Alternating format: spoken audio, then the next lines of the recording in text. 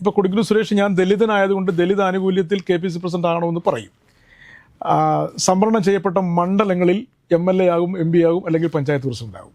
പക്ഷേ ഈ അടിസ്ഥാനപരമായി ഈ വിഭാഗത്തിന് വേണ്ടി ഒരു കർമ്മ പദ്ധതി ആവിഷ്കരിക്കുന്നതിൽ ഇവരെല്ലാവരും പരാജയമാണെന്ന് ആണ് എൻ്റെ വ്യക്തിപരമായ അഭിപ്രായം. വടക്കേന്ത്യൻ സംസ്ഥാനത്ത് കോൺഗ്രസിൻ്റെ ഈ താക്കോൽ സ്ഥാനങ്ങളിൽ അത് പാർട്ടിയുടെ ആകട്ടെ അല്ലെങ്കിൽ പാർലമെൻ്ററി രംഗത്താകട്ടെ ഒട്ടേറെ ദലിത് വിഭാഗത്തിൽ നിന്നുള്ള ആളുകൾ ഉയർന്നു വന്നപ്പോഴും കേരളത്തിലെല്ലാം ഈ സംവരണത്തിൻ്റെ മാത്രമുള്ള അതിൽ മാത്രമായിരുന്നു നിൽക്കുന്നത്. പിന്നെ നമ്മുടെ UDF കൺവീനർ അദ്ദേഹം വളരെ ഈ KPCC പ്രസിഡന്റ് സ്ഥാനത്തേക്ക് വർഷങ്ങൾക്ക് മുമ്പേ വളരെ തന്ത്രപരമായ നീക്കങ്ങൾ നടത്തിയ ആളാണ്. അദ്ദേഹം കോന്നി MLA ആയിട്ടിരിക്കുമ്പോൾ അവിടെ നിന്ന് അത് കളഞ്ഞിട്ട് ആറ്റിങ്ങിൽ MP ആയി മത്സരിക്കാൻ പോകുന്നത് തന്നെ KPCC പ്രസിഡന്റ് സ്ഥാനം ലക്ഷ്യമിട്ടുകൊണ്ട് KPCC പ്രസിഡന്റ് മുഖ്യമന്ത്രി ശല്യം ചെയ്യരുത്, അപ്പോൾ അങ്ങനെയുള്ള ആളായിരിക്കണം എന്നൊക്കെ രീതിയിലാണല്ലോ ഇതിൻ്റെ വെയ്പ്പ്. അല്ലാതെ ഇതിനകത്ത് സംഘടനാപരമായ പ്രവർത്തന പാരമ്പര്യവും മറ്റ് കാര്യങ്ങളും ഒന്നുമല്ല നോക്കുന്നത്. സമുദായം അല്ലെങ്കിൽ സമവാക്യങ്ങൾ, മുഖ്യമന്ത്രിക്ക് താല്പര്യമുള്ളയാൾ എന്നൊക്കെ തരത്തിലാണ് ഇപ്പോൾ പറഞ്ഞു കേൾക്കുന്നത്. നമസ്കാരം. നമസ്കാരം. കേരളത്തിലെ കോൺഗ്രസ് നിലവിൽ നേരിട്ടുകൊണ്ടിരിക്കുന്ന പ്രധാന പ്രശ്നങ്ങളെന്ന് പറയുന്നത് ഒരു നാഥനില്ല എന്നുള്ളതാണ്. നമുക്കറിയാം, മന്ത്രി സണ്ണി ജോസഫ് തനിക്ക് ആ സ്ഥാനത്ത് KPCC പ്രസിഡന്റ് സ്ഥാനത്ത് ഇരിക്കാൻ താല്പര്യമില്ല എന്ന് തുറന്നു പറഞ്ഞ സ്ഥിതിക്ക് മറ്റൊരാളെ കണ്ടെത്തുക എന്നുള്ളത് അത്യാവശ്യമായൊരു അവസ്ഥയാണ്. പക്ഷേ ഇത്രയും നാൾ ചർച്ചകൾക്ക് ശേഷവും ആരെയും കിട്ടാത്ത, ആളുകൾ ഇല്ലാത്തതുകൊണ്ടല്ല, ആരെയും തീരുമാനിക്കാൻ പറ്റാത്തൊരവസ്ഥയിലാണ് കോൺഗ്രസ് എന്നുള്ളത്. അതിൽ മുൻനിരയിലുള്ള പേരുകാരിൽ ഒരാളാണ് കൊടിക്കുന്നിൽ സുരേഷ് MP. ഒപ്പം മറ്റു കുറച്ച് പേരുകളുണ്ട്. അദ്ദേഹം പറയുന്ന ഒരു അവകാശവാദം എന്നുള്ളത് ഒരു ദളിതൻ ആ സ്ഥാനത്ത് എത്തേണ്ടത് അത്യാവശ്യമാണ് എന്നുള്ളതാണ്. എത്രത്തോളമാണ് കൊടിക്കുന്നിൽ സുരേഷ് MPയുടെ KPCC പ്രസിഡന്റ് ആവാനുള്ള സാധ്യതകൾ? ഏറെക്കാലം മുമ്പ് മുതൽക്ക് തന്നെ ഈ സണ്ണി ജോസഫ് വരുന്നതിന് മുമ്പ് തന്നെ കൊടിക്കുന്നിൽ സുരേഷിൻ്റെ പേര് ആ സ്ഥാനത്തേക്ക് കേട്ടിരുന്നു. ഇനി അദ്ദേഹം ഇപ്പോഴും വന്നില്ലെങ്കിൽ പോലും ഒരു ദളിത് സമുദായത്തിൽപ്പെട്ട ഒരാളെന്ന നിലയിൽ ആ പേരുകൾ തന്നെ ആ സ്ഥാനത്തേക്ക് വരാൻ പറ്റുന്ന വിധത്തിൽ കോൺഗ്രസ്സിലൊരു നേതാവ് ഉയർന്നു വന്നു എന്ന് പറയുന്നതും കേൾക്കുന്നതും കേരളത്തിലെ ഓരോ ദളിത് സമൂഹത്തിൽപ്പെട്ട ആളുകൾക്കും അത്യധികം സന്തോഷം നൽകുന്നൊരു കാര്യമാണ്. പക്ഷേ നേരത്തെ കേട്ടപ്പോഴൊക്കെ അദ്ദേഹത്തെ മാറ്റി നിർത്തി. ഇത്തവണ പക്ഷേ കുറച്ച് കൂടുതൽ സീരിയസ് ആയി അദ്ദേഹത്തിൻ്റെ പേരുണ്ട് എന്ന് കേൾക്കുന്നു. പക്ഷെ വന്നാൽ അത് കോൺഗ്രസിൻ്റെ, കേരളത്തിലെ കോൺഗ്രസിൻ്റെ ചരിത്രമായി മാറും, ചരിത്രത്തിൻ്റെ ഭാഗമാവും. കാരണം ഇതുവരെ അങ്ങനെ ദലിത് വിഭാഗത്തിൽ നിന്നൊരു KPCC പ്രസിഡന്റ് വന്നിട്ടില്ല. വടക്കേന്ത്യൻ സംസ്ഥാനത്ത് കോൺഗ്രസിൻ്റെ ഈ താക്കോൽ സ്ഥാനങ്ങളിൽ അത് പാർട്ടിയുടെ ആകട്ടെ അല്ലെങ്കിൽ പാർലമെൻ്ററി രംഗത്താകട്ടെ ഒട്ടേറെ ദലിത് വിഭാഗത്തിൽ നിന്നുള്ള ആളുകൾ ഉയർന്നു വന്നപ്പോഴും കേരളത്തിലെല്ലാം ഈ സംവരണത്തിൻ്റെ മാത്രമുള്ള അതിൽ മാത്രമായിരുന്നു നിൽക്കുന്നത്. KPCC പ്രസിഡന്റായിട്ട് അദ്ദേഹം വരാനാണ് സാധ്യത എന്ന് പല കോണുകളിൽ നിന്ന് കേൾക്കുന്നു.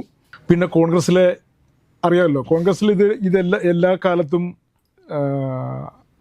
ആരുടെയെങ്കിലുമൊക്കെ താല്പര്യപ്രകാരം ഇപ്പോൾ ഹൈക്കമാൻഡിൻ്റെയോ അല്ലെങ്കിൽ കേരളത്തിലെ നേരത്തെ ഉണ്ടായിരുന്ന വ്യത്യസ്ത ഗ്രൂപ്പുകൾ കൊടുക്കുന്ന നിർദ്ദേശങ്ങളുടെ അടിസ്ഥാനത്തിൽ ആര് വന്ന് എവിടെ ഇരുന്നാലും എതിർ വിഭാഗം അവരെ അവിടെ ഇരുത്താൻ സമ്മതിക്കാതെ പുകച്ച് പുറത്ത് ചാടിക്കുക എന്നുള്ളതായിരുന്നു കോൺഗ്രസിൻ്റെ എക്കാലത്തെയും ചരിത്രം. കക്ഷി രാഷ്ട്രീയമാണ് കോൺഗ്രസ്. അതെ. അത് ഈ AK ആൻ്റണി ഇറക്കാൻ ഉമ്മൻചാണ്ടി, അല്ലെങ്കിൽ കരുണാകരനെ ശല്യം ചെയ്യാൻ AK ആൻ്റണിക്കെതിരെ ഉമ്മൻചാണ്ടിക്കെതിരെ ഇപ്പുറത്തെ കുറച്ച് പുതിയ ആളുകൾ, ഇതെല്ലാം ഇങ്ങനെ നേരത്തെ ഇപ്പോൾ ഇറങ്ങിയ സരിതാ കേസിൽ ഇപ്പോൾ ജാമ്യത്തിലിറങ്ങിയ ജോപ്പൻ പറഞ്ഞില്ലേ, ജോപ്പനെ അറസ്റ്റ് ചെയ്തിട്ടെന്ന് മുഖ്യമന്ത്രി കസേര ചിലർ മോഹിച്ചിരുന്നു എന്നൊക്കെ പറഞ്ഞു. അതെ. അപ്പോൾ അതുകൊണ്ട് കുറേ ആളുകളുണ്ട്. ഇപ്പം മാത്യു കുളനാടൻ തൊട്ട് ഷാഫി പറമ്പിൽ, ബെന്നി ബെഹനാൻ, പിന്നെ നമ്മുടെ UDF കൺവീനർ അദ്ദേഹം വളരെ ഈ KPCC പ്രസിഡന്റ് സ്ഥാനത്തേക്ക് വർഷങ്ങൾക്ക് മുമ്പേ വളരെ തന്ത്രപരമായ നീക്കങ്ങൾ നടത്തിയ ആളാണ്. അദ്ദേഹം കോന്നി MLA ആയിട്ടിരിക്കുമ്പോൾ അവിടെ നിന്ന് അത് കളഞ്ഞിട്ട് ആറ്റിങ്ങിൽ MP ആയി മത്സരിക്കാൻ പോകുന്നത് തന്നെ KPCC പ്രസിഡന്റ് സ്ഥാനം ലക്ഷ്യമിട്ടുകൊണ്ട്. ഇപ്പോൾ ആരോഗ്യ പ്രശ്നങ്ങളുണ്ട്, എന്നാലും അദ്ദേഹത്തിൻ്റെ പേരിപ്പോഴുണ്ട്. അപ്പോൾ അവിടെ നിന്നുകൊണ്ട് അദ്ദേഹം അതിനുവേണ്ടിയുള്ള ചടുലമായ നീക്കങ്ങൾ നടത്തി. കഴിഞ്ഞ തവണ ശ്രീ സണ്ണി ജോസഫ് വരുന്നതിന് മുമ്പ് അദ്ദേഹത്തിൻ്റെ പേര് തൊട്ടടുത്ത് വരെ ഉണ്ടായിരുന്നു. പക്ഷെ കേൾക്കുന്നത് ഈ VM സുധീരൻ അടൂർ പ്രകാശിൻ്റെ കാര്യത്തിൽ പലപ്പോഴും കയറി ഇടപെടുമെന്നാണ് കേൾക്കുന്നത്. അതിന് അദ്ദേഹം പറയുന്ന ന്യായം, ഇദ്ദേഹത്തിന് മദ്യ വ്യവസായമുണ്ടല്ലോ, ബാറുകളുണ്ട്. ആ കാരണത്താലാണ് മാറ്റി നിർത്തപ്പെടുന്നത്. എന്നാലും ഇപ്പോഴും അദ്ദേഹത്തിൻ്റെ പേരുണ്ട്. ആരോഗ്യ പ്രശ്നങ്ങളൊക്കെ ഉണ്ടെങ്കിൽ പോലും അദ്ദേഹത്തിൻ്റെ പേരുണ്ട്. ഒട്ടേറെ പേരുകൾക്കിടയിലാണ് കൊടിക്കുന്നിലിൻ്റെ പേര് ഇങ്ങനെ കേൾക്കുന്നത്. അടൂർ പ്രകാശിനൊക്കെ ഈ സാമുദായികപരമായിട്ടൊക്കെ നോക്കുമ്പോഴുള്ള പിൻബലമൊക്കെ ഉണ്ടാവും. അങ്ങനെയാണ് അദ്ദേഹം ഇത്തവണ കോന്നിയിൽ മത്സരിച്ചിട്ട് MP സ്ഥാനം രാജിവെച്ച് കോന്നിയിൽ മത്സരിച്ചിട്ട് മന്ത്രിയാകാനൊക്കെ ഇരുന്ന ആളായിരുന്നു. പക്ഷേ ഹൈക്കമാൻഡിൻ്റെ തീരുമാനമാണ് പാളിപ്പോയത്. പിന്നെ ഇനി കൊടിക്കുന്നിൽ സുരേഷ് ആ സ്ഥാനത്തേക്ക് വന്നാൽ അദ്ദേഹം എപ്പോഴും ഈ പറഞ്ഞ ജനപ്രതി എന്ന നിലയിൽ അദ്ദേഹം വളരെ എപ്പോഴും ഈ ഉമ്മൻചാണ്ടിയെ പോലെയൊക്കെ ആളുകൾക്ക് എപ്പോഴും ചെന്ന് കാണാൻ പറ്റുന്ന ഒരു ജനപ്രതിനിധിയാണ്. അതുകൊണ്ട് തന്നെയാണ് അദ്ദേഹം തുടർച്ചയായിട്ട് ജയിക്കുന്നത്. എനിക്ക് തോന്നുന്നു ഇന്ത്യയിലെ മല്ലികാർജുന ഖാർഗെയുടെ സീനിയോറിറ്റി പോലും അദ്ദേഹം ഇപ്പോൾ മറികടന്നു MP-യുടെ ഇതിൽ. പിന്നെ അതിനൊരു മറുവശം കൂടി ആളുകൾ പറയും, തുടർച്ചയായി ഇങ്ങനെ മത്സരിക്കുന്നു, അവർ മാത്രമേ ഉള്ളൂ എന്നുള്ള ചോദ്യം ഒരു ഭാഗത്ത് നിൽക്കുന്നുണ്ട്. എന്നാൽ പോലും അദ്ദേഹം ഒരു ജനങ്ങൾക്ക് എപ്പോഴും കാണാൻ പറ്റുന്ന ഒരു MP-യാണ്. ആ നിലയിൽ അദ്ദേഹത്തിന് അത് കിട്ടുക, പിന്നെ അദ്ദേഹത്തെ ഇപ്പോൾ സപ്പോർട്ട് ചെയ്തതെന്ന് കേൾക്കുന്നത് നമ്മുടെ ബഹുമാന്യനായ മുഖ്യമന്ത്രി VD സതീശനാണ് അദ്ദേഹത്തിന് വേണ്ടി നിലകൊള്ളുന്നു എന്ന് കേൾക്കുന്നു. ഇതൊക്കെയാണ് കോൺഗ്രസിലെ രീതികൾ. KPCC പ്രസിഡന്റ് മുഖ്യമന്ത്രി ശല്യം ചെയ്യരുത്, അപ്പോൾ അങ്ങനെയുള്ള ആളായിരിക്കണം എന്നൊക്കെ രീതിയിലാണല്ലോ ഇതിൻ്റെ വെയ്പ്പ്. അല്ലാതെ ഇതിനകത്ത് സംഘടനാപരമായ പ്രവർത്തന പാരമ്പര്യമോ മറ്റ് കാര്യങ്ങളോ ഒന്നുമല്ല നോക്കുന്നത്. സമുദായം അല്ലെങ്കിൽ സമവാക്യങ്ങൾ, മുഖ്യമന്ത്രിക്ക് താല്പര്യമുള്ളയാൾ എന്നൊക്കെ തരത്തിലാണ് ഇപ്പോൾ പറഞ്ഞു കേൾക്കുന്നത്. ഇപ്പോൾ ഈ KPCC പ്രസിഡന്റിന്റെ കാര്യത്തിൽ ജാതി സമവാക്യങ്ങൾ നോക്കരുതെന്ന് ഏറ്റവും കൂടുതൽ പറയുന്ന ഒരാൾ രാജ്മോഹൻ ഉണ്ണിത്താൻ MP ആയിരിക്കും. അങ്ങനെ നോക്കുകയാണെങ്കിൽ എനിക്കും സ്ഥാനം വേണം എന്നൊക്കെ പറയുന്ന ഒരു ഘട്ടത്തിലേക്ക് അദ്ദേഹം എത്തി. അപ്പൊ ഈ ജാതി സമവാക്യങ്ങളൊക്കെ പരിഗണിക്കുമ്പോൾ അതേ അവകാശവാദങ്ങളുമായിട്ട് വരാൻ മറ്റ് സമുദായങ്ങളും കാണുമല്ലോ. അതെ, തീർച്ചയായിട്ടും അതൊരു വെല്ലുവിളിയാവില്ലേ മറ്റ്? അതെ, തീർച്ചയായിട്ടും. അപ്പം ഇതെല്ലാത്തിലും ഈ KPCC പ്രസിഡന്റ് സ്ഥാനമാകട്ടെ, മന്ത്രിസ്ഥാനമാകട്ടെ, എല്ലാവരും ജാതിയില്ല മതമില്ല എന്നൊക്കെ പറയുമെങ്കിലും എല്ലായിടത്തും അത് നോക്കും. അത് സമുദായമൊക്കെ നോക്കി തന്നെയാണ് വെയ്പ്പ്. പിന്നെ അത് പലപ്പോഴും നമ്മൾ കണ്ടിട്ടുള്ളത് കോൺഗ്രസിൽ ബാക്കി എല്ലാ സമുദായ സംവിധാനങ്ങളും നോക്കുമ്പോൾ ഇപ്പോൾ കൊടിക്കുന്നിൽ സുരേഷ് വരുമ്പോൾ അത് കുറച്ച് കൂടും. അത് ദലിത് എന്നുള്ള മറ്റ് ചില ആളുകളൊന്നും ഒന്ന് ഒത്തുകൂടി പലപ്പോഴും അദ്ദേഹത്തെ അങ്ങനെ ചെയ്യാറുണ്ട്. ഈ രാജ്മോഹൻ ഉണ്ണിത്താൻ പറഞ്ഞതും അങ്ങനെയാണ്. അതായത് പ്രവർത്തനം നോക്കണം, അദ്ദേഹമൊക്കെ വളരെ സീനിയറായിട്ടുള്ള ആളുകളാണ്. ഇവരൊക്കെ ആ സ്ഥാനത്ത് ഇവരെല്ലാം ഈ ഓരോരുത്തരുടെയും ഓരോ ഗ്രൂപ്പ് നീക്കങ്ങളിലൂടെയും ഒക്കെ ചവിട്ടി വളരെ വൈകിയാണല്ലോ ഈ ശ്രീമാൻ ഉണ്ണിത്താൻ അവർക്ക് ഈ പാർലമെൻറ്റ് സ്ഥാനം MP ഒക്കെ ആകാൻ പറ്റുന്നത്. അവരൊക്കെ മുൻനിരയിലേക്കൊക്കെ വരേണ്ട നേതാക്കന്മാരാണ്, പലപ്പോഴും പിന്തള്ളപ്പെട്ടു പോയവരാണ്. ഈ ദലിത് വിഭാഗത്തിൻ്റെ നേതാക്കന്മാർ ഒരുപാട് പേര് എല്ലാ കക്ഷികളിലും ഉണ്ട്.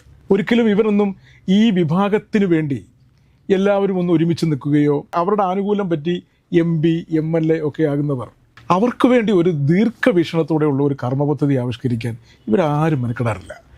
ആനുകൂല്യങ്ങൾ പറ്റി ഇപ്പോൾ കൊടിക്കുന്നിൽ സുരേഷ് ഞാൻ ദലിതനായതുകൊണ്ട് ദലിത് ആനുകൂല്യത്തിൽ KPCC പ്രസിഡന്റ് ആകണമെന്ന് പറയും. സംവരണം ചെയ്യപ്പെട്ട മണ്ഡലങ്ങളിൽ MLA ആകും, MP ആകും, അല്ലെങ്കിൽ പഞ്ചായത്ത് പ്രസിഡന്റ് ആകും.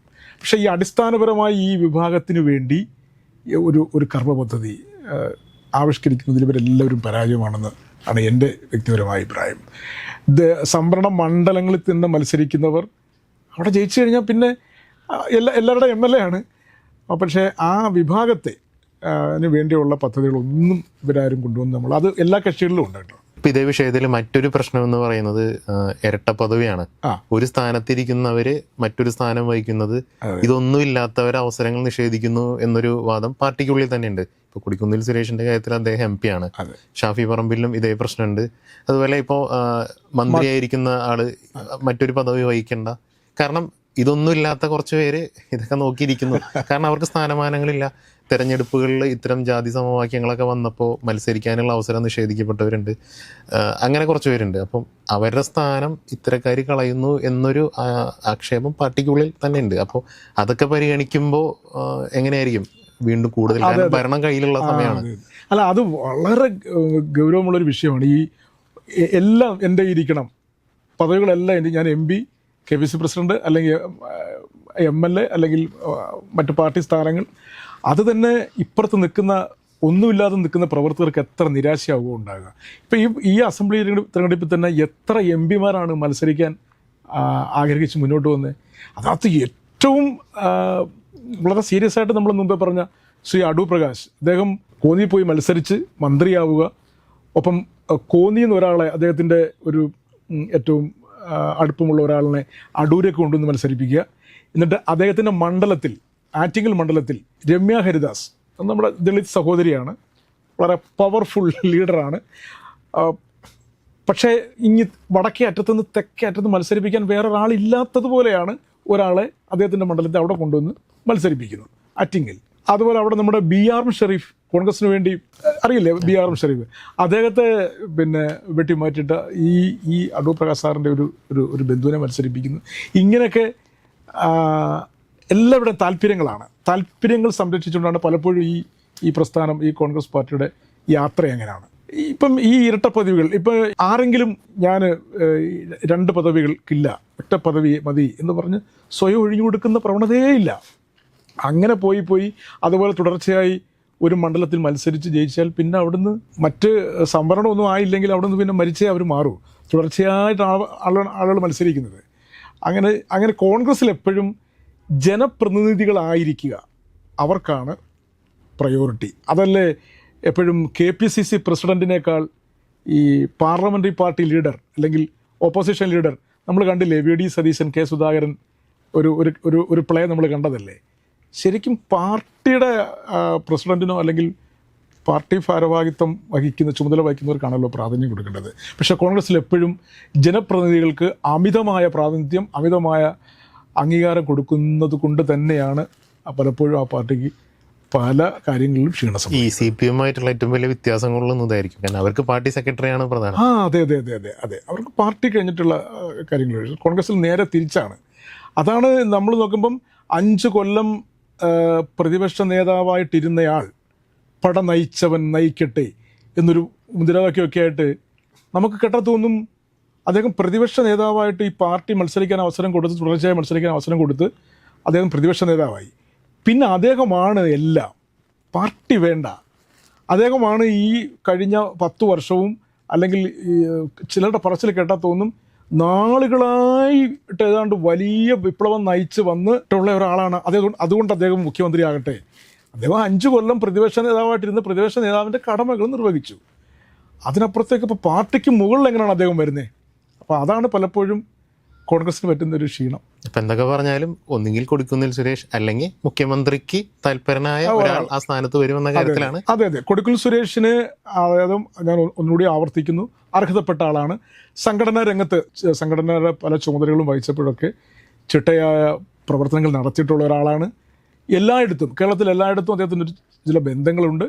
പിന്നെ ആ സ്ഥാനത്തേക്കൊക്കെ വരുമ്പോൾ ഭരണത്തിൻ്റെയും കൂടെ ആനുകൂല്യങ്ങൾ പറ്റി അദ്ദേഹത്തിൻ്റെ വിഭാഗത്തിനും പാവപ്പെട്ട ആളുകൾക്കൊക്കെ വേണ്ടി എന്തെങ്കിലുമൊക്കെ ചെയ്താൽ KPCC പ്രസിഡന്റ് എന്നുള്ളത് വലിയ ചരിത്രമാകും. മഹാന്മാരൊക്കെ ഇരുന്ന കസേരയില്ലേ, അവിടെ കൊടിക്കുന്നിൽ സുരേഷ് എന്ന് പറയുന്ന ദളിത് വിഭാഗത്തിൽപ്പെട്ട ഒരാൾ ഇരുന്നു. ആ അവസരം മുതലെടുത്ത് തൻ്റെ വിഭാഗത്തിന് വേണ്ടി വളരെ കൂടുതലൊന്നും വേണ്ട, എന്തെങ്കിലും ഒന്ന് ചെയ്ത് അതൊന്ന് രേഖപ്പെടുത്തിയിട്ട് പോയാൽ അദ്ദേഹം എക്കാലത്ത് ഓർമ്മിക്കപ്പെടും. എന്തായാലും കൊടിക്കുന്നിൽ സുരേഷിനൊരു ആശംസ നമുക്ക് നേരാം.